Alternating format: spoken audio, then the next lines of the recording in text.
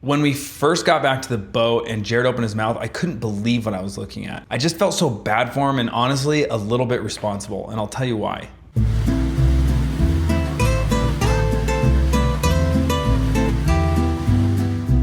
Welcome back to Jordan Has ADHD. Guys, kind of a crazy one this week. We head down to Mexico to get in a lot of fishing, some spearfishing, chasing tuna, and our trip ultimately gets cut short as our host and friend Jared will have an emergency in the water. So without any further delays, let's just jump right into it. This place was beautiful and I hope you guys enjoy the video. You bringing up Jared?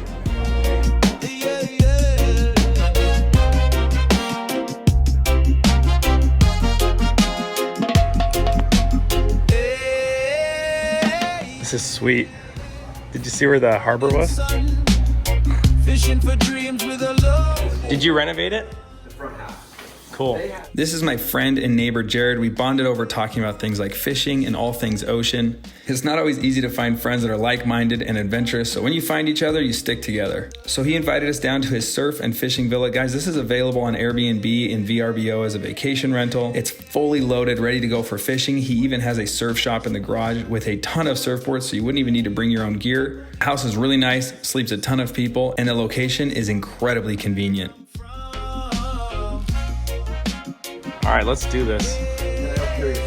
Can you take this guy? Yep. Yeah, sorry, I don't have two long guns, but I've taken more fish with that gun than this one. Oh, really? Oh, yeah. The net is cast, the game is set. Shadows dance on the silhouette. I'm not totally sure exactly what we're doing for this first outing, but we just landed. And Jared's keen to get out on the water immediately, and so are we. So we literally just got to the Airbnb and we're going straight out with all the gear. See if we can get into them right away.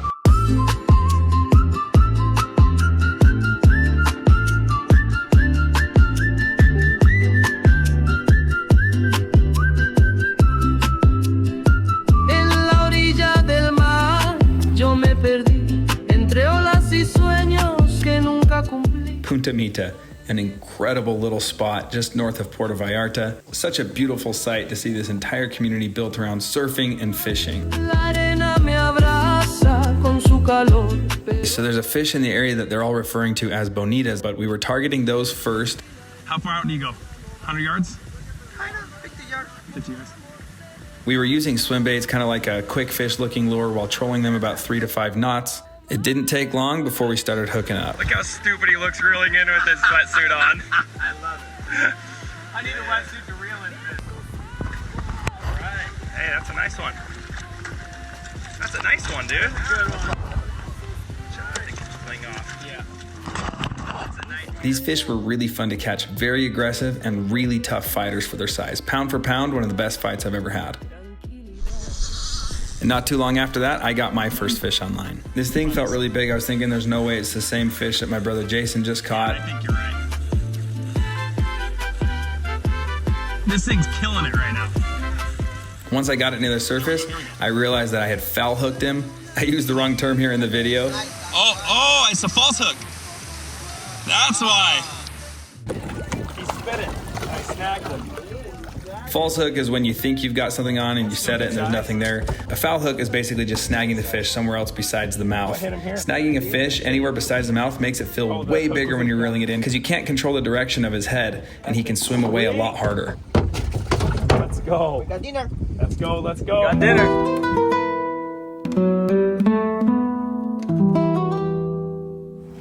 These are good size. These are bigger than I was expecting when he says they're small. Hey, Apache. Yeah. Why do some people say bonito and some say bonita? Bonitas. Bonitas. Bonitas. In California, they call them bonitos, right? Bonitos, uh-huh. Why do they have different names on them? Dude, look at that snap. That's a beaut. Yeah. What do they call it? Oh, zarandeado. Zarandeado? Snapper We're zarandeado. eating this one tonight. Really quick interlude as I'm editing this video right now and I'm at this spot where I'm showing you our catch from the night. I wanted to open this discussion really quick to people who know better than I do, but here's my quick research here. The fish that we caught in Mexico, I have been very confused on this topic of bonita, bonitos, skipjack tuna, little tunies. There's some real confusion, at least for someone like me who doesn't live in the area. The main thing I want to address here is that I've seen a lot of hate for Bonito slash skipjack tuna. I've never eaten skipjack tuna, so I'm fairly unfamiliar with this space, but I was getting really confused in Mexico when our fishing guide was calling them bonitas. We'll see if AI got this right, but this is what I was told. The fish that we ate was likely a Pacific bonito, which is of the mackerel family. It looks extremely similar to the skipjack tuna, which is what a lot of people confuse. And it's technically a bonito, but in Mexico regionally, they call it a bonita. So whether you're saying bonito or bonita, if you're in Mexico, you should be referring to the Pacific bonito. And if you are talking about the skipjack tuna or little tunies, that's a different fish entirely. It's not actually a Pacific bonito at all. And so should be in its own classification, not confused with the mackerel-based Pacific bonito. But here is why I think this is important, because I was hesitant to even eat this fish to begin with. We went out that night and had our bonito fresh prepared at this local restaurant. I truly think that the bonito, Pacific bonito, sashimi style was some of the best raw fish I've ever had, and I'm craving it daily, and I cannot wait to go back and get more bonito when the time comes. So I just want to open this discussion to all you anglers out there. Have you caught true Pacific bonito? Have you tried it raw? Because I never hear anybody in California talk about eating sashimi bonito. It seems like everybody kind of treats it like the skipjack tuna, which apparently is really bloody and tastes really bad raw. All I know is whatever this fish was, that was one of my favorite fish I've ever eaten. It had such a light flavor to it, but it wasn't bland. I wouldn't say it's neutral, but I also would not say that it's strong and metallic. It was just perfect. The texture was so smooth. It absolutely falls apart and melts in your mouth. I don't think I would say that it's totally fatty. It did feel a little more lean. And I know it's easy to get romantic about a fish that you catch that day and you eat it fresh or whatever. No, that's not the case here. This was truly one of the best fish I've ever had. So educate me, please. Someone clarify in the comments what the heck is going on with this bonito, bonita, skipjack, and little tuni debacle that I've been misled on or confused about. And I'm here to tell you today that the next time you get a chance to eat some sashimi bonita in Mexico, jump at the opportunity. Rice and veggies. You guys caught this a couple hours ago?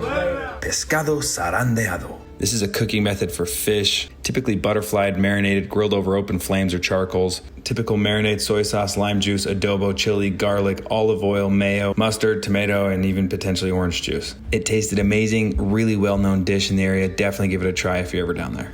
Dude, Jared, what the heck, bro?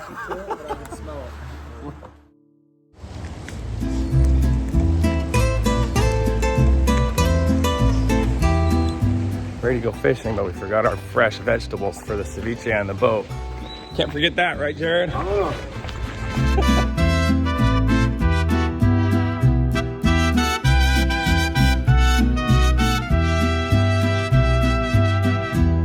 Las olas jugaban a traicionar. Mi risa se ahogó en su lugar. Mi copa vacía no quiso hablar. Here, pull it in. Jared, what? I saw a couple big ones, but just glimpses. Look at this. Entre risas y un Jumps in his underwear. Grabs my gun he's never shot before. al verme buscar Oh, lo que hey! el océano You're in Florida? quiso guardar. Son los parásitos. Está lleno. Unfortunately, these jacks that Jason and Jared shot are actually just full of parasites in this region. They make for good bait, so Apache was happy to receive them to use as bait, but unfortunately not a fish that you're gonna eat. Hey! Como un faro en la Dude, that's a fun rodeo. Dude, that's awesome. silbaba con gravedad y mi alma dudaba en la...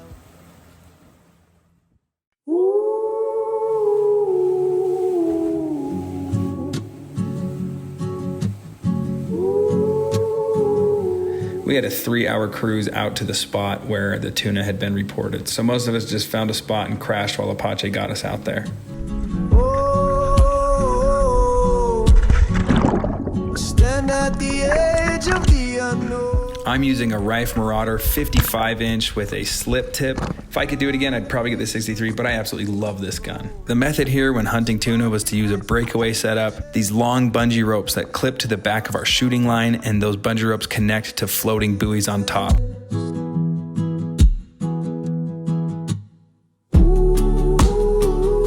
Blue water diving, guys. It's hard to beat. It's so beautiful. It's also extremely unnerving because you can't see the bottom of the ocean. You know you're part of the food chain, and it's exhilarating, and yet somehow you're still kind of lured into this relaxed, hypnotic state.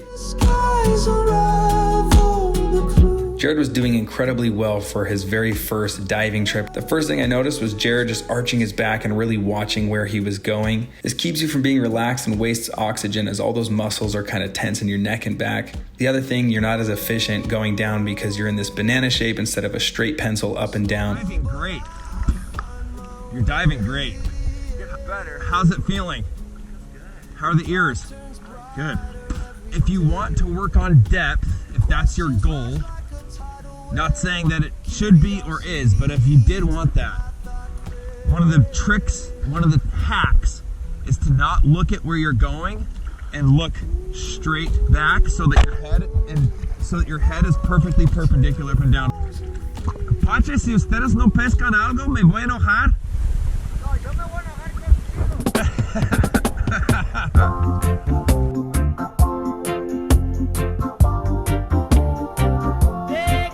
You'll notice all these dead fish in the water. This was our bait we were trying to use to attract some of the big pelagics in the area, particularly the tuna. They had bags of frozen fish that they were just tossing out regularly.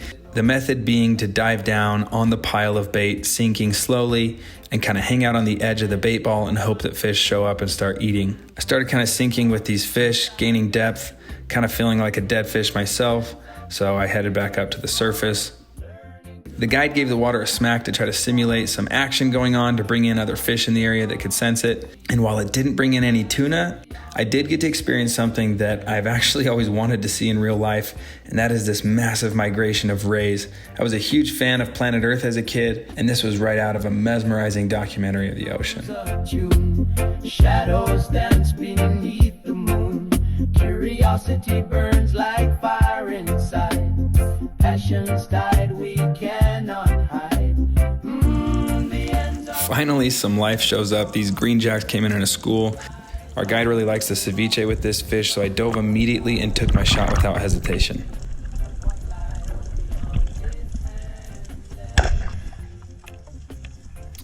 I was excited to finally shoot my gun, but felt funny using my breakaway setup on such a small fish. Fingers trace the unknown light. Fascination ignites the night. Each step forward. After not having much luck chasing tuna, it was time to give the rod and reel a try, and I'm glad we did because we hooked up pretty quickly. Let's not say it out loud. Yeah, I planted a small one by myself. Okay. Otherwise, we've traded. Jared was up first for a tiring fight with his tuna. So cool to see this tuna as it started coming up. This always seems to be the most tense moment when the fish gets near the boat.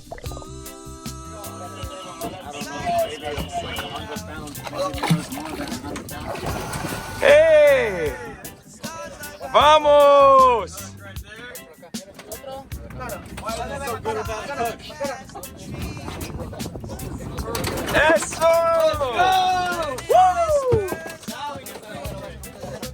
We were just all so stoked to finally see a tuna. Está pintando todo. Oh, nice work, Jared. That thing's beautiful. That's a beautiful fish. My turn was next. We were catching these tuna just on a live goggle-eye bait fish connected to the hook and thrown out in the water. And all I can say is a 20-minute fight against a fish this strong really is extremely tiring. Definitely gave me more appreciation for those guys catching several 100-pound tuna on a rod and reel. The constellation side. Curious eyes follow the glow. Fascinated by what we don't know. The lower back was the biggest thing. You imagine a 200-pounder? No. That thing on your leg. All right. What do you guys got? Double that. Two on the boat. With our last live goggle eye bait fish, Jason hooked up to a tuna as well. Oh, that's a good one. For whatever reason, he was able to reel his fish in like 3 minutes total. You got lucky, that was fast. Hey, do that for 10 more minutes like me and Jared. Oh, I just did it hard. I was sprinting. Oh yeah, Good job. How heavy is it, do you think? Like what, 30 pounds? Apache cut out a fresh chunk of the tuna so that he could make us some fresh ceviche. The echoes hum so deep.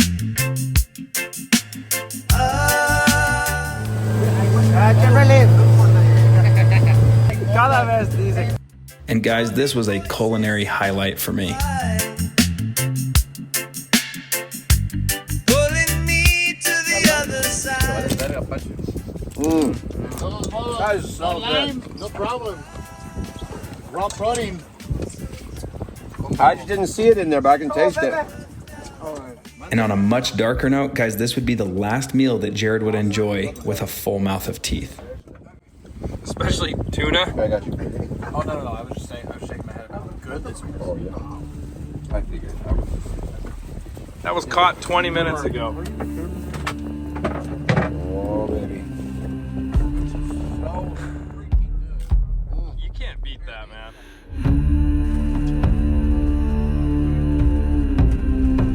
Guys, get a tostada. Let's go.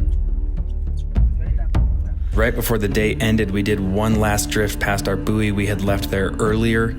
We needed to pick up the buoy anyway, so we decided to do one last drift in the area to see if any tuna showed up. Sure enough, they showed up.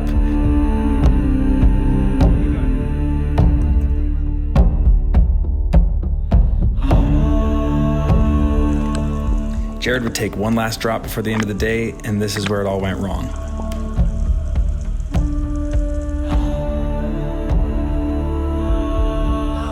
Jared, we gotta document this, dude. It's another part of your story. You want to see it? Let's see it. Oh my gosh, bro. What happened? Can you tell the story or no? I knocked down my two front teeth. That's what happened. You got Now too it's not excited. funny. You saw some tuna. Shot at a tuna and missed. And knocked up. I moved too quick and Dude, you could have at least gotten a tuna in exchange for your teeth. no, they were narrow and I was right above them. They were coming underneath me. I just couldn't get it. Pain feeling, 1 to 10. It hurts. I've got a tooth shoved up in I really don't want to be missing my two front teeth though. Yeah. Because that's going to be painful. That was it, guys. We just rushed back as fast as we could, got our stuff dried and packed, changed our flight so we could get home, and Jared went into surgery immediately. The reasons I feel a little bit responsible is because that day Jared asked me how big the kick is on the guns, and kind of disturbingly I responded and said, you know, people have knocked their teeth out with the butt of the gun from the recoil, but it's not like shooting a big heavy rifle. I wish I wouldn't have put on that tagline and downplayed the amount of kick you can get out of those big guns. If you're ever gonna hunt with any gun above water or below, make sure you've shot and practiced with that gun before hunting with it. And that was my number one regret. All it would have taken is probably 1 or 2 shots in the water for Jared to have a good feel of what that gun's capable of. So just to show really quickly what happened with Jared is he was tracking with tuna that were swimming below him like this, out in front of him. And he's trying to track with them like this, but those big long tuna guns have a lot of resistance in the water. And so as he's trying to move down with the tuna, as they're going underneath him, he breaks his elbows to try to create a pivot lever right there. See that? So he tried to pivot up like this. And as he was tracking, he broke the strength in his elbows. And when he pulled that trigger, he didn't have any resistance in his arms for that gun. So it just shot straight up into his mouth.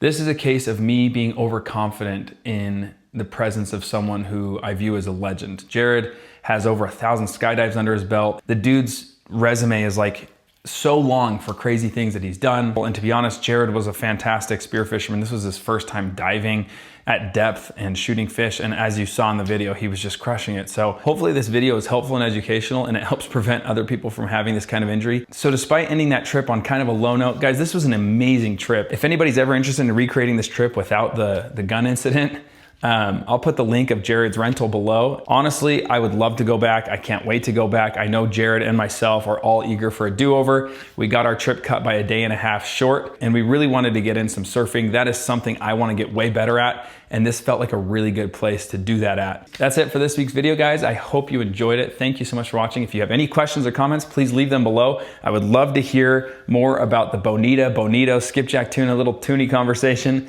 And I hope you guys will join me next time. The next series of videos was shot in Lake Powell, Utah. I do a 24-hour survival video, which turned out to be really crazy, where I do some spearfishing, but run into some major issues. So stay tuned for my next post.